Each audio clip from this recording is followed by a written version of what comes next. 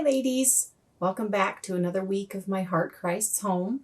I wanted to remind you that there's a listening guide, and so if you go down below the video on our website, you can click on the listening guide button and print out the guide, and you can have the verses and the questions at the end. It should be helpful.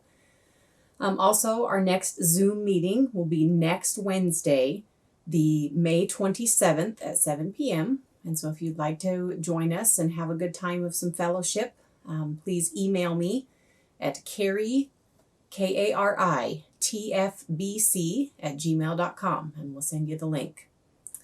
Also, if you have any kind of a question or a thought, there's a place on the website down below the video to make a comment, or if you'd like to email me something and have it be private, that would be great as well.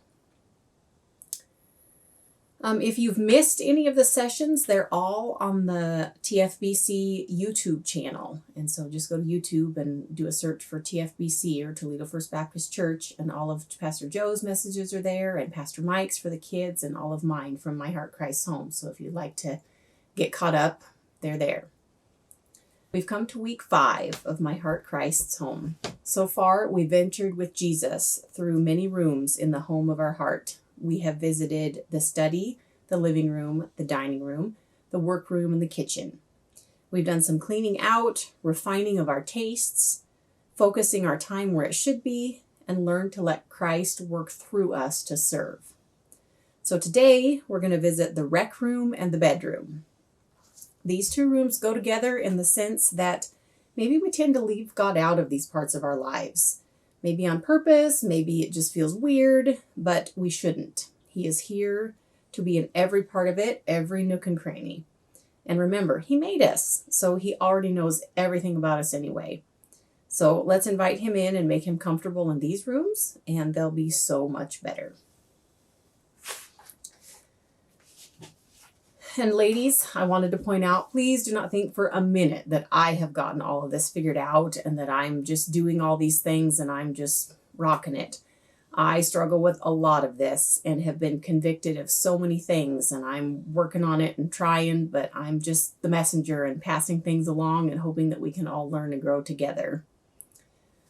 We are going to start in the rec room, so I will read. I remember the time he inquired about the rec room, where I went for fun and fellowship. I was hoping he would not ask me about that. There were certain associations and activities I wanted to keep for myself. I did not think Jesus would enjoy or approve of them. I evaded the question. However, one evening when I was on my way out with some buddies of mine for a night on the town, he was at the door and stopped me with a glance. "Are you going out?" I answered, "Yes." "Good," he said. "I would like to go with you." "Oh," I replied rather awkwardly, "I don't think, Lord, that you would really enjoy where we're going. Let's go out tomorrow night. Tomorrow night we can go to a Bible class or a social at church. But tonight I have another engagement." "As you wish," was his comment. "Only I thought when I came into your home we were going to do everything together, be close companions. Just know that I am willing to go with you." "Well," I said, "we'll go someplace together tomorrow night." That evening, I spent some miserable hours. I felt rotten.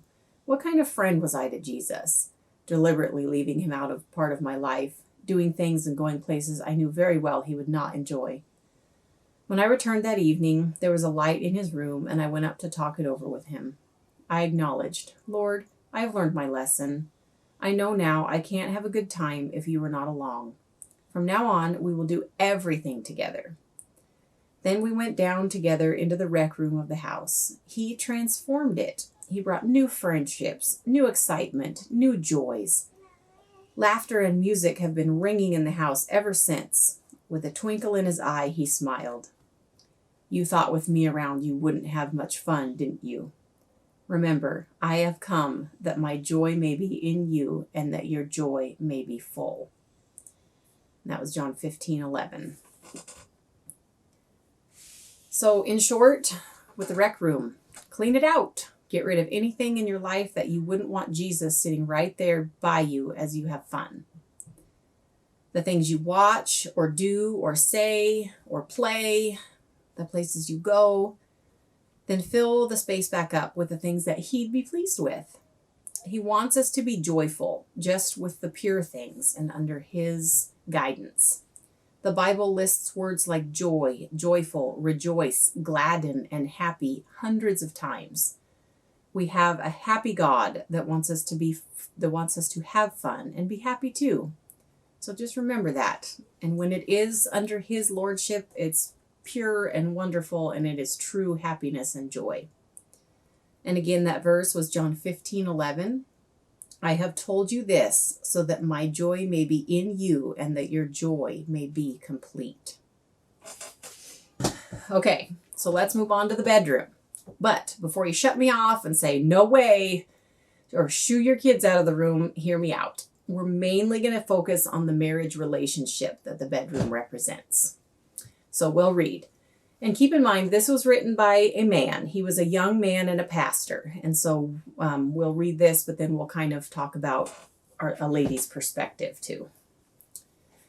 So the bedroom. One day when we were in my bedroom, he asked me about the picture next to my bed. That's a picture of my wife, I told him.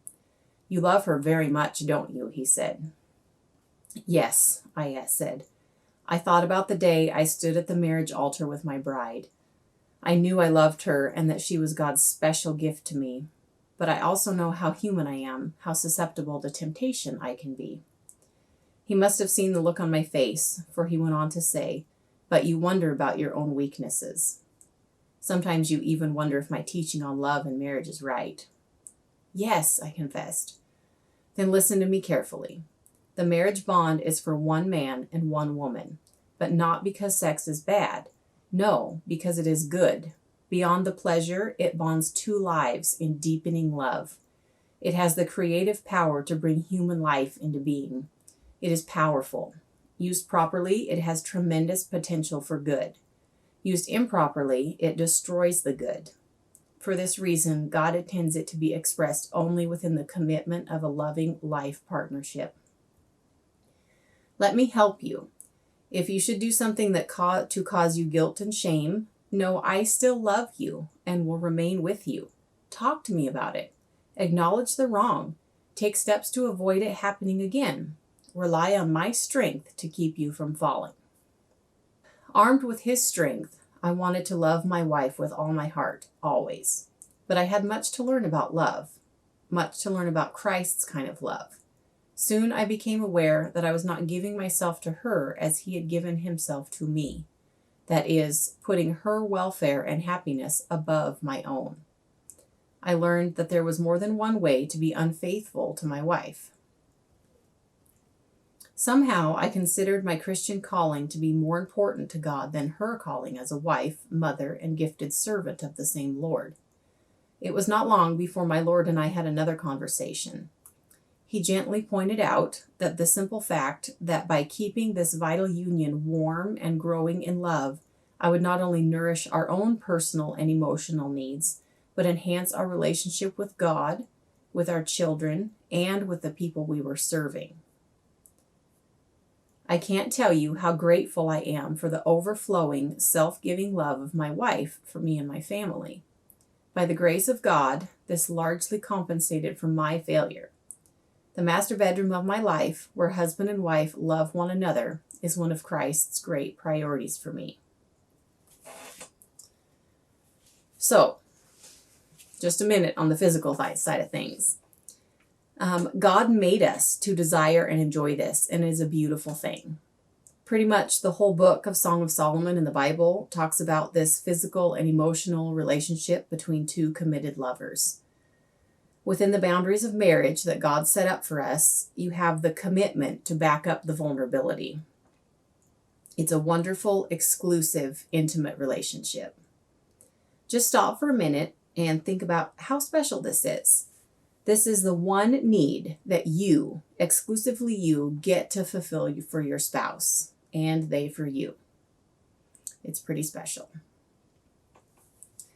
So then he talked about realizing that there's more than one way to be unfaithful to his wife. And we're going to talk more about this. He realized that he wasn't putting her needs first. We need to put others first, and your husband should be pretty high on that list. It's an example that Christ set for us. Mark 10:45 says, "For even the Son of Man did not come to be served, but to serve, and to give his life as a ransom for many." That's a good reminder that we need to put our spouse's needs before ours and make our relationship a priority. I think as mothers, it's very common for us to pour out everything we have onto our kids, our time, attention, love, because they have so many needs and they're so obvious and they just seem to always be that hottest fire to put out, so to speak. But we need to take a step back and make sure that we're looking for ways to meet our husband's needs as well. We need to save some of our time, attention, love, and energy for that relationship as well.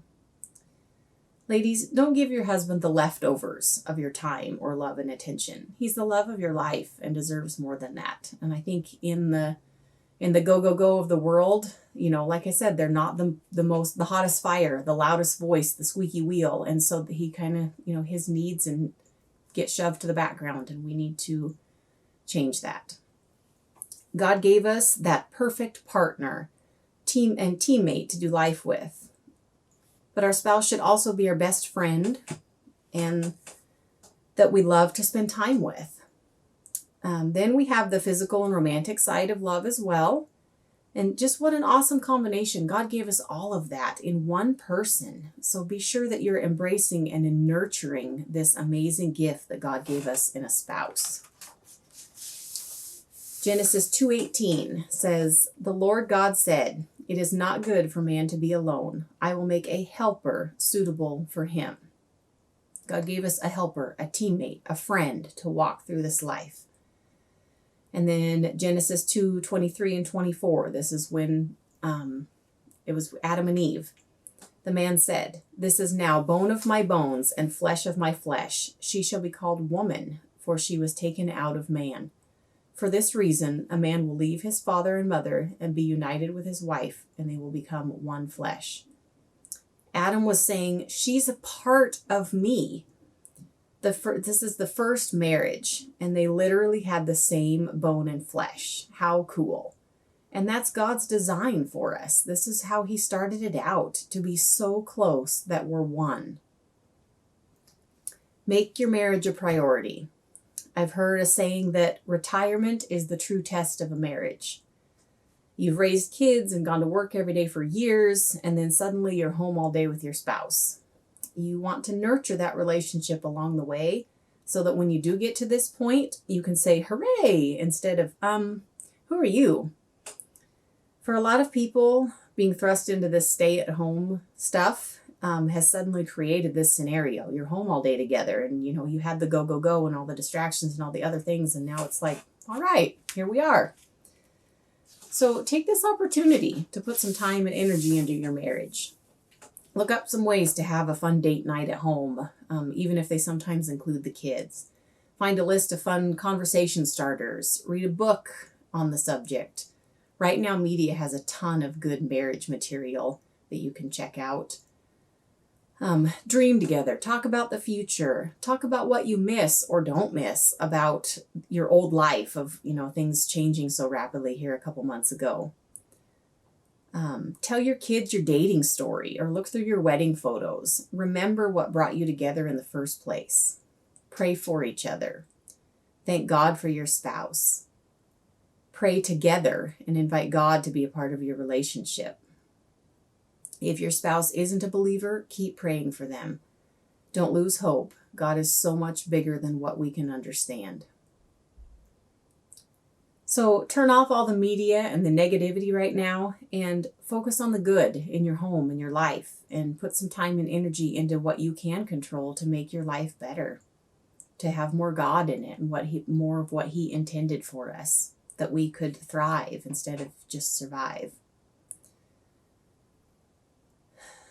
Like I keep saying, take advantage of this huge twist of life and redo things for the better. Get on a different track if you need. Get help if you need. The pastors and so many others would love to help you. Then his last thought, your marriage affects so many more people than just you and your spouse.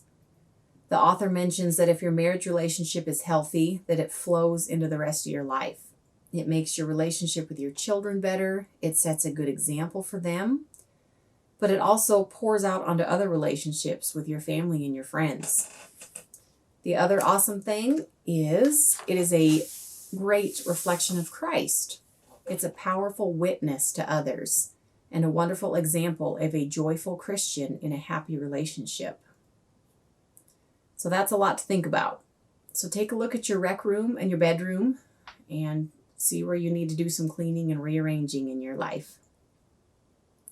Here are some questions to help you sort through some things. Number 1, what changes do you think Jesus would want to make in a rec room of your heart? And what needs to be taken away or what can be added? Number 2, have you ever stopped to think that God wants to share in our happiness? And how does it feel to describe him as happy? Number 3, what is one thing you can start doing to serve your spouse and show them that they are a high priority to you? Number 4, can you think of a specific example or act of a healthy marriage? And then why do you think that specifically had an impact on you? And number 5, how has a healthy marriage, either your own or someone else's, how has that relationship poured out into other relationships in your life? I think a pretty common example is think about your parents or your grandparents or, some pastors or something, a couple that you have admired, and how has that poured into your life? So that was a lot to think about. Have a good week, and we'll see you hopefully in a Zoom meeting in a little over a week, and we can talk about a few of these things. If not, we'll see you next time.